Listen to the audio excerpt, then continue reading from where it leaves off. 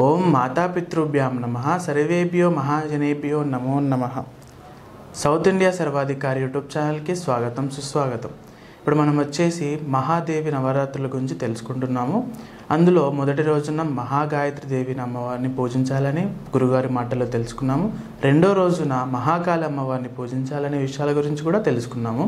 ఇప్పుడు వచ్చేసి మూడో రోజు ఏ అమ్మవారిని పూజించాలి, ఏ సమయంలో పూజించాలి, ఏ ప్రాంతాభిభేదాలు లేకోకుండా అందరూ కూడా ఈ మూడో రోజున ఏ అమ్మవారిని పూజించాలి అనే విషయాల గురించి, ఆమె విశిష్టత గురించి గురుగారి మాటల్లో తెలుసుకుందాము. గురుగారు నమస్కారం అండి. అందరికీ కూడా శుభాశీస్సులండి. మనం మూడో రోజు శ్రీ విశ్వావసునామ సంవత్సరం ఆశ్వేజమాసం అక్టోబర్ నెల, అలాగే మూడో రోజు బుధవారం రోజు. ఈ బుధవారం రోజు మనము బాలా త్రిపుర సుందరి దేవిని పూజించాలి. అయితే ఈ బాలా త్రిపుర సుందరి అని మనం ముందు వీడియోలో చెప్పుకున్నాం.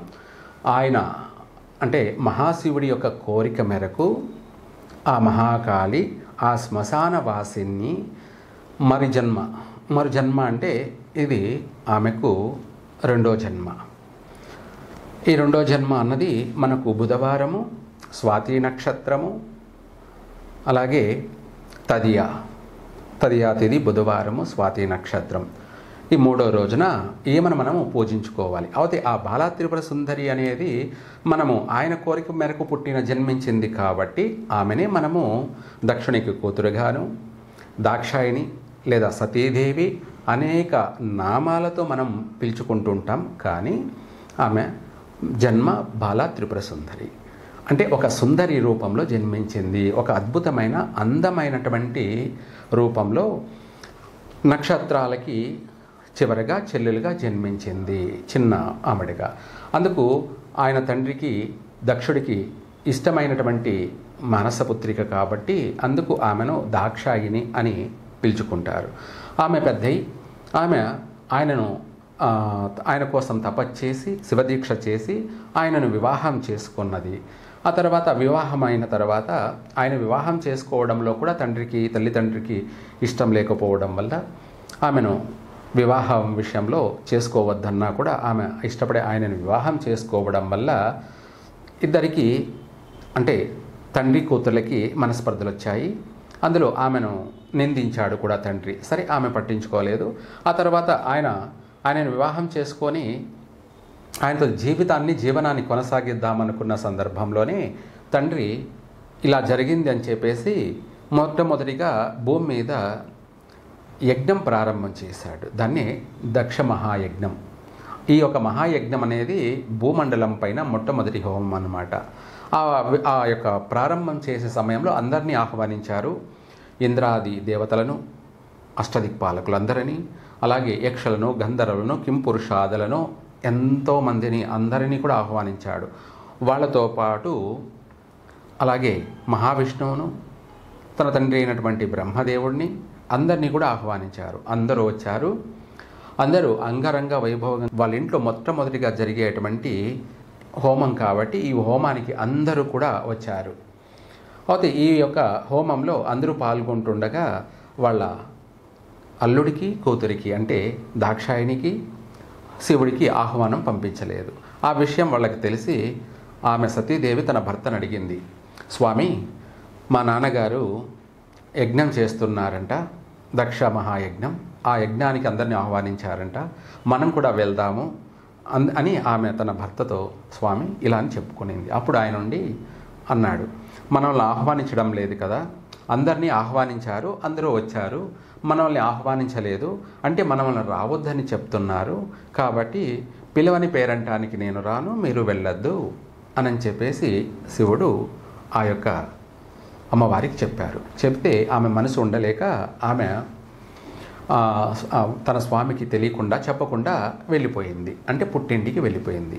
అక్కడికి వెళ్ళగానే తన దక్షుడు కూతుర్ని చూడగానే, ఆ సతీదేవిని చూడగానే ఆయన కోపం కట్టలు తెంచుకొని ఆమెను నిందించాడు, దూషించాడు. అయితే తన తండ్రే కాబట్టి ఆమె ఏమీ పట్టించుకోలేదు. అయితే ఆమెకి ఇంకా కూడా చలనం లేదని చెప్పేసి తన భర్తను అంటే తన యొక్క భర్త అంటే శివుణ్ణి ద్వేషించాడు, దూషించాడు కూడా. అందుకే శివద్వేషి అని ఆయనకు పేరు వచ్చింది. మాట అంటే ఆయన కఠినమైన మాటలు, కఠోరమైన మాటలు, అనేక రకాలైనటువంటి ఆయన దూష భాషణలో చేశాడు కాబట్టి అందుకు శివద్వేషి అని పిలవడం జరుగుతుంది. ఈ అవమానాన్ని ఈమె భరించలేక మా స్వామి ముందే చెప్పారు, పిలవని పేరంటానికి వెళ్ళకూడదని చెప్పాడు. ఆయన మాట నేను వినకుండా పుట్టింటి యొక్క ప్రేమతో అభిమానంతో వచ్చినందుకు నాకు తగిన శాస్తి జరిగింది. నన్ను అవమానించడమే కాదు, నా భర్తను కూడా ఇంతమందిలో అంటే ఎంతోమంది అక్కడ ఉన్నటువంటి దేవగణాలు అందరి ముందు కూడా దూషించాడు. ఈ అవమానాన్ని నేను తట్టుకోలేను, భరించలేనని చెప్పేసి ఈ ముఖం నా యొక్క స్వామికి చూపించలేనని చెప్పేసి ఆ జరుగుతున్న హోమంలో ఆమె ఆహుతి కావడానికి సన్నద్ధమైంది. ఇదంతా కూడా ఆయన మహాకాళి ఆయనకు 3వ కన్ను ఇచ్చింది కదా, ఆ యొక్క త్రినేత్రంతో అక్కడ జరుగుతున్నటువంటి దృశ్యాన్నంతా కూడా చూస్తూనే ఉన్నాడు.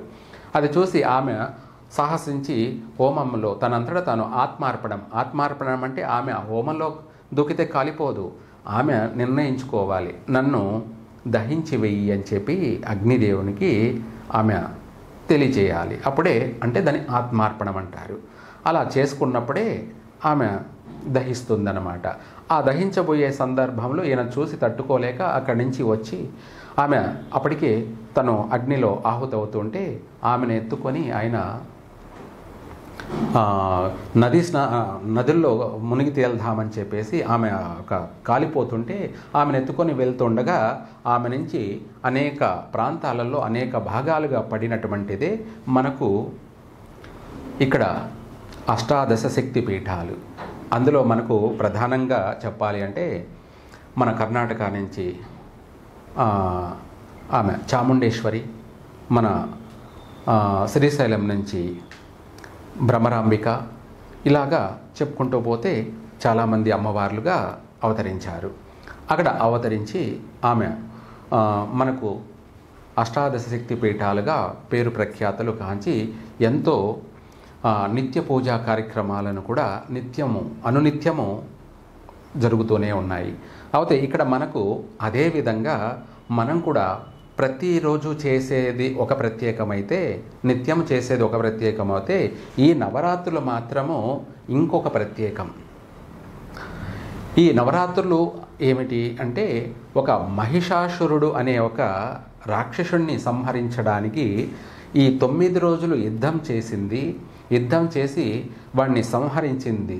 అందులో భాగంగా ఒక్కొక్క రోజు ఒక్కొక్క అవతారాన్ని మనం ఆరాధించుకుంటూ పూజించుకుంటూ వస్తూ ఉన్నాం.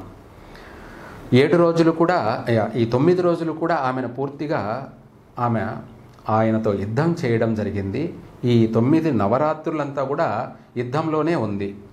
అయితే ఇక్కడ ఒక్కొక్క రోజున ఒక్కొక్క ప్రత్యేకంగా మనము ఒక్కొక్క నామధేయంతో అమ్మవారిని చేసుకుంటూ వస్తున్నాం. అందులో ఎన్నో నామధేయాలు ఉన్నాయి ఆమెకి, అనంతం. అయితే అందులో ముఖ్యమైనటువంటి రూపాలను మాత్రమే ఈ రోజున మనము చేసుకుంటూ ఉన్నాము. అందులో భాగంగా బుధవారము ఈరోజు, అలాగే మనం చెప్పుకున్నాం తిథి, వారము, నక్షత్రం కూడాను. అయితే ఈ రోజున మనము అమ్మవారికి ఎక్కువ శాతంగా వీలైనంత వరకు గ్రీన్ వర్ణం అంటే ఆకుపచ్చ వస్త్రాలను ధరించినట్టు అయితే అమ్మవారికి అంతా కూడా దేశమంతా కూడా సుభిక్షంగా ఉంటుంది. ఎవరైతే చేస్తారో అమ్మవారికి గ్రీన్ అంటే ఆకుపచ్చని వస్త్రాలను ఎవరైతే దానం చేస్తారో, అమ్మవారికి ఇస్తారో, వాళ్ళ కుటుంబం కూడా పచ్చగా ఉంటుంది. అమ్మవారి అనుగ్రహం సంపూర్ణంగా కలుగుతుంది. అలాగే ఈ రోజున బుధవారం, వీటితో పాటు అమ్మవారికి మనము నైవేద్యం కూడా మనము నవధాన్యాలలో పెసలను గుగ్గుళ్ళుగా చేసి నైవేద్యం పెట్టాలి. ఆ రోజు పచ్చరాళ్లతోటి, ఆకుపచ్చరాళ్ళు గరుడ పచ్చ అంటారు, ఈ యొక్క పచ్చరాళ్లతో అమ్మవారిని పూజించాలి. నవరత్నాలతో పూజించడం అన్నమాట. మనము 9 రోజులు కూడా ఈ యొక్క నవదుర్గల్ని నవరత్నాలతో పూజించడము, నవధాన్యాలతో కూడా మనము నైవేద్యం పెట్టడము. దీంతోపాటు మనకు ఈ యొక్క పెసలు అన్నది మనకు ప్రకృతి సిద్ధంగా వచ్చినటువంటి నైవేద్యం కాబట్టి ఆ నైవేద్యాన్ని అమ్మవారికి సమర్పించడము. వీటితో పాటు కూడా అనేక పండ్లను మనం సమర్పించవచ్చు నైవేద్యంగా, కానీ అందులో పెసలు నైవేద్యంగా పెట్టి అందరి పిల్లలకు పంచినట్టు అయితే చక్కగా ఆ యొక్క బాలా త్రిపుర సుందరి సంపూర్ణ అనుగ్రహం కలుగుతుంది అందరికీ కూడాను. ఈ అమ్మవారిని పూజించి ప్రసన్నం చేసుకోండి. సాక్షాత్కరంగా సంపూర్ణమైనటువంటి ఆరోగ్యము, ఐశ్వర్యము, అష్టైశ్వర్యాలే కాకుండా ఇంకా అనేక విధాలకు కూడా వాళ్ళ యొక్క రూపురేఖలు అందంగాను, సర్వరోగ నివారణి, చక్కగా అందంగా ఆరోగ్యంగా జీవిస్తారు అందరూ కూడా. అమ్మ దయ ఉంటే అన్నీ ఉన్నట్టేను. సర్వే జన సుఖినో భవంతు. విన్నారు కదండి గురుగారి మాటల్లో. ఈరోజు మనము బాల త్రిపుర సుందరి గురించి తెలుసుకున్నాము కదా. ఆమె విశిష్టత గురించి, ఈ 3వ రోజున ఆ అమ్మవారిని పూజించాలనే విషయాల గురించి అన్నిటి గురించి కూడా తెలుసుకున్నాము. మిగతా రోజులు కూడా, అంటే 3వ రోజు కాకుండా 4వ రోజు, 5వ రోజు, 6వ రోజు కూడా ఏ అమ్మవారిని పూజించాలి, ఏ సమయంలో పూజించుకోవాలనే విషయాల గురించి ఏ ప్రాంతాభిభేదాలు లేకోకుండా అందరూ కూడా ఈ అమ్మవారిని పూజించాలనే విషయాల గురించి గురుగారి మాటలో తెలుసుకుందాము. అందుకోసం మీరు ముందుగానే లైక్ చేసుకోండి, షేర్ చేయండి, సబ్స్క్రైబ్ చేసుకోండి. Thank you.